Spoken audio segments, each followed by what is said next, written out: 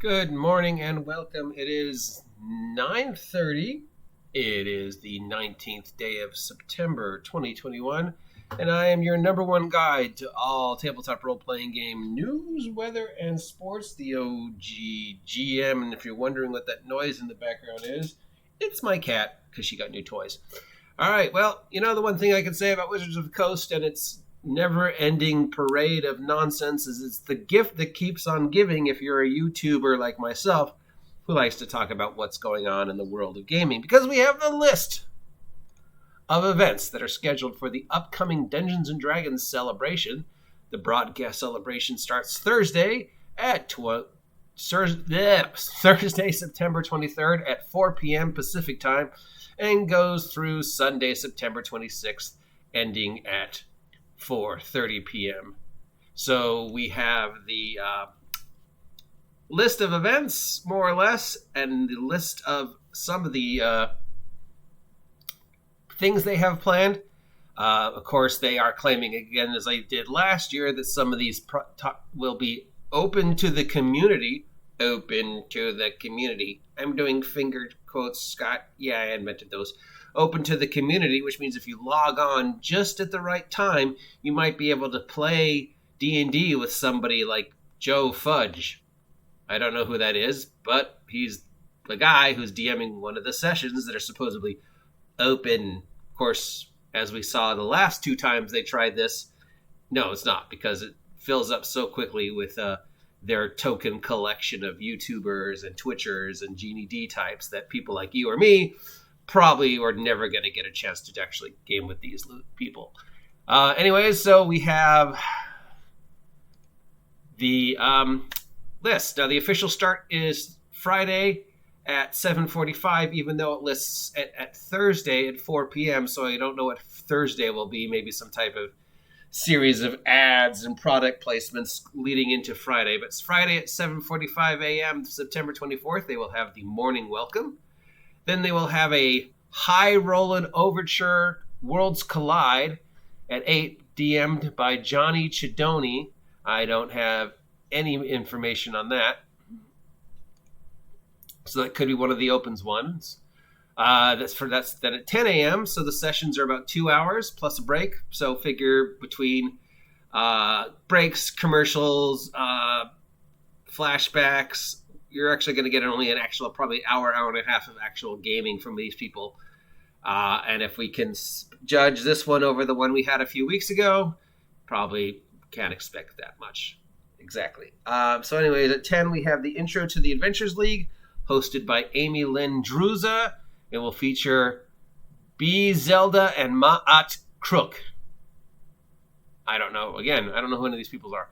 At 11 a.m., we will have Disco Does D&D, hosted by DM Noah Averbachs-Cax, and featuring Anthony Rapp, Mary Wiseman, Belle DeBarrio, Ian Alexander, and the ever-interesting Will Wheaton. We do know that this will be basically all people who played are cast members of Star Trek Discovery. So Anthony Rapp, Mary Wiseman, Belle DeBarrio, Ian Alexander are all people who play characters on Star Trek Discovery, which is a whole separate kettle of fish of what we think about that one.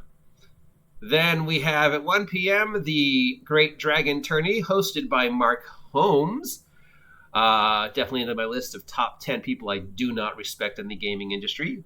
And that will feature Ann Proser, Micah Burton, Nathan Sharp, Jonathan Indivinio, and Kate Welch. We don't have any information on that one. Then at 3 p.m., we have The Feywild, The Wicked and Whimsy, hosted by Brandy Carmel, featuring Chris Perkins, 2.0, Stacey Allen, and Will Doyle. So I guess that is where they will introduce the Feywild if you're the one or three people in the continental United States who are interested in D&D and haven't already seen all the hints and previews and posts and vlogs about the topic. This is their chance to hook you and tell you about the Feywild, because there might be people out there who play D&D and who are interested in the product who haven't seen the plethora of previews of the Feywild. Then at 4 p.m., we have Players of the Vaughn, hosted by Dave Harmon. And again, we have no information on that, so I think that's one of the open ones maybe, or just they haven't finished figuring out what is going on with that one, with Day Wrap at 6 p.m. Day 2 is Saturday, September 25th, with our 7:45 morning welcome. We have 8 a.m. the Hermes Heist, hosted by DM Joe Fudge.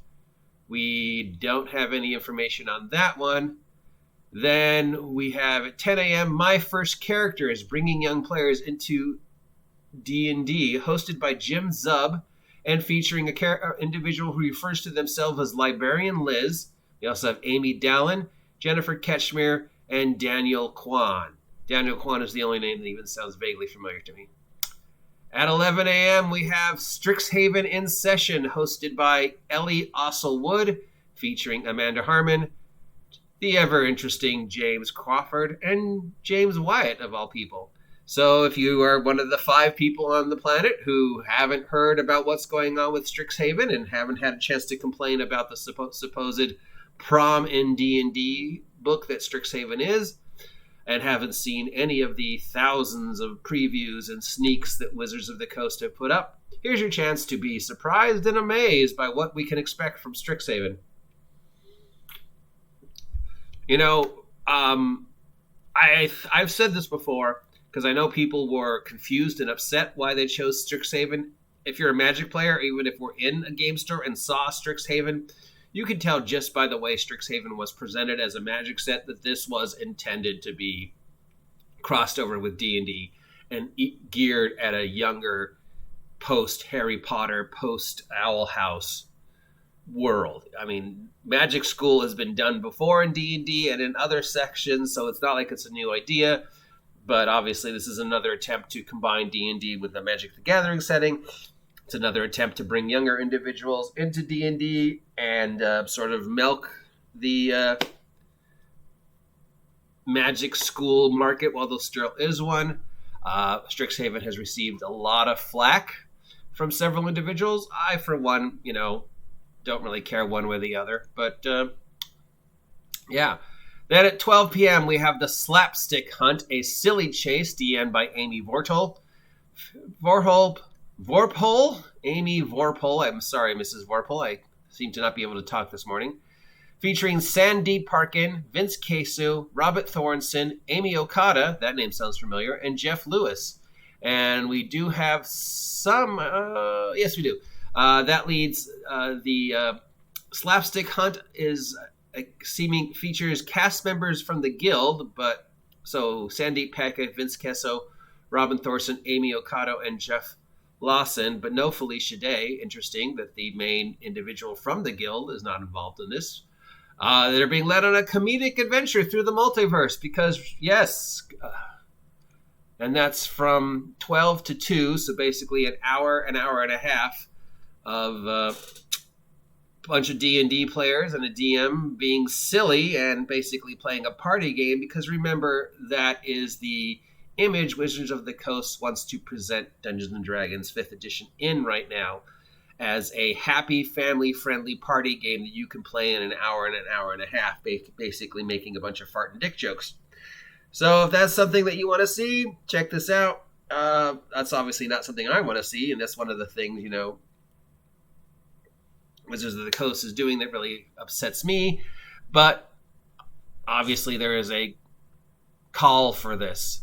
At 2 p.m., we have Fizban's Treasury of Dragons Revealed, hosted by Ellie Osselwood and James Wyatt. So, again, if you are not aware that the next D&D crunch book is going to be Fizban's Treasury of Dragons, here's the big reveal. Perhaps they will explain how a character from Dragonlance is now a canon character on the Forgotten Realms / D&D. So, yeah, big surprise there. At 3 p.m., we have the DM Roundtable, Immersion, hosted by Brandy Camel, Michael Shea of Sly Flourish, James Hayek, Jasmine Buller, Abiria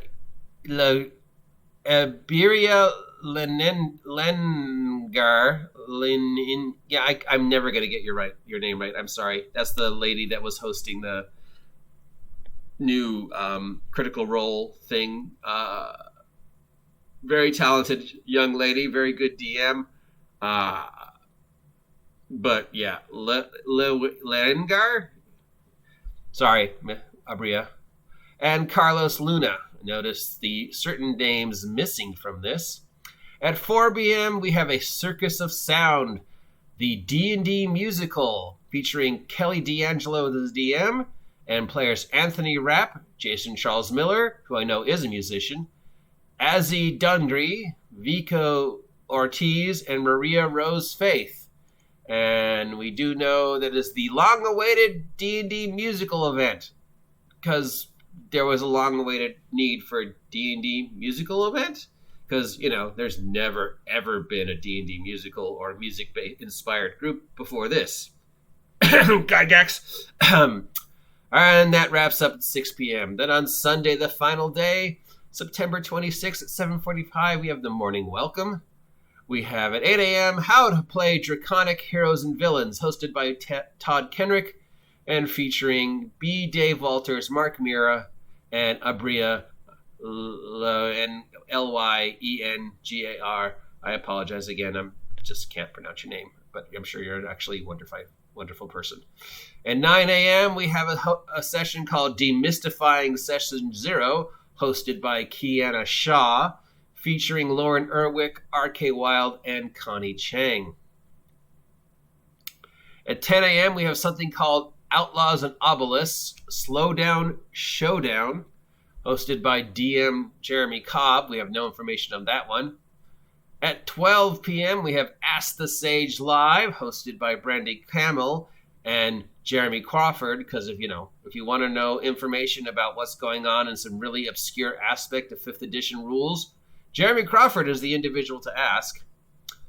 At 1 p.m., we have The Dungeon and the Dragon, hosted by DMB Dave Walters, featuring Elisa Meyer, Deborah Ann Wool, Todd Stashwick, Patrick Rufus, of all people. Finish your books, Patrick. And Shaggy himself, Matthew Lillard. And we know that one is going to be all the players playing monsters who are trying to help a wrong dragon track down the heroes who stole her hoard. So, yes.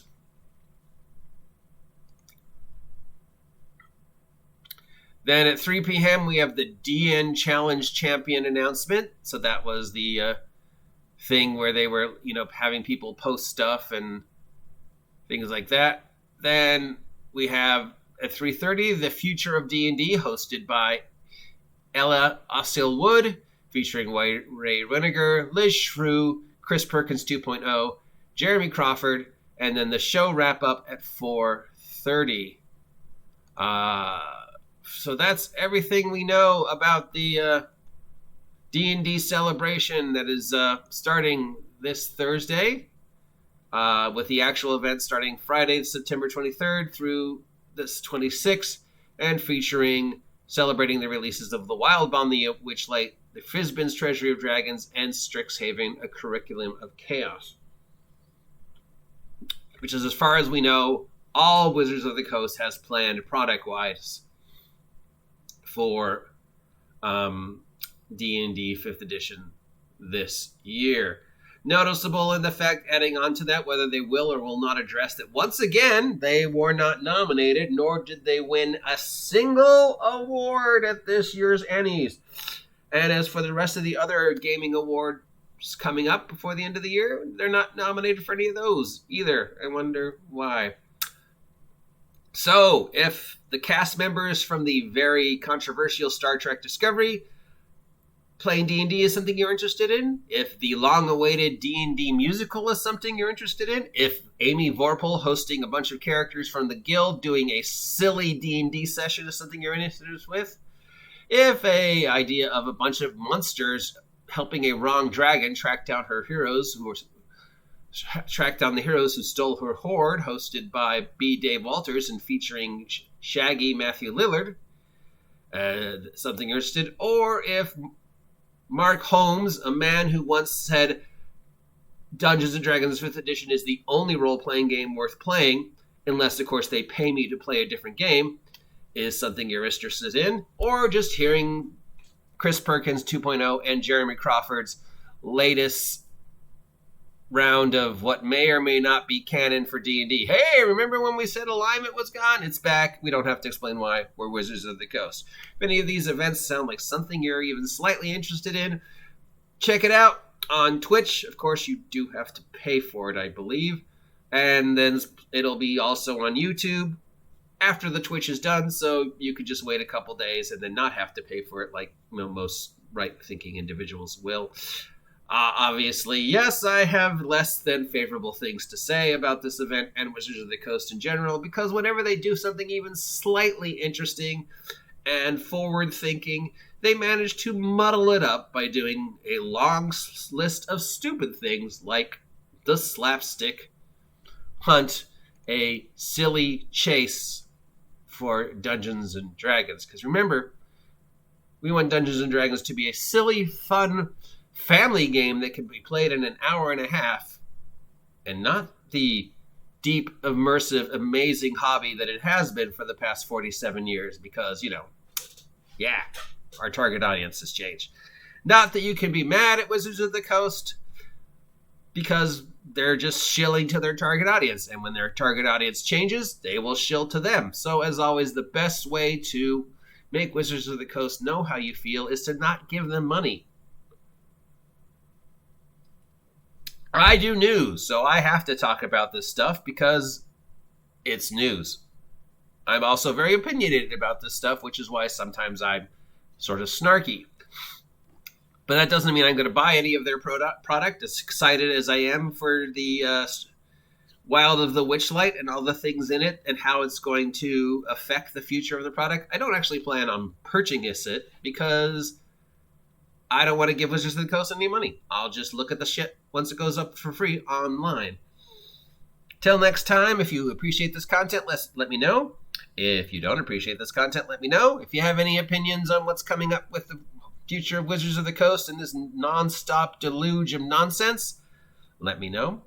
If you haven't subscribed yet, please subscribe. Help me hit 1,000 subs. Till next time, I am your number one source for all tabletop role-playing game news, weather, and sports, the OGGM. Have a great Sunday. Stay off my land.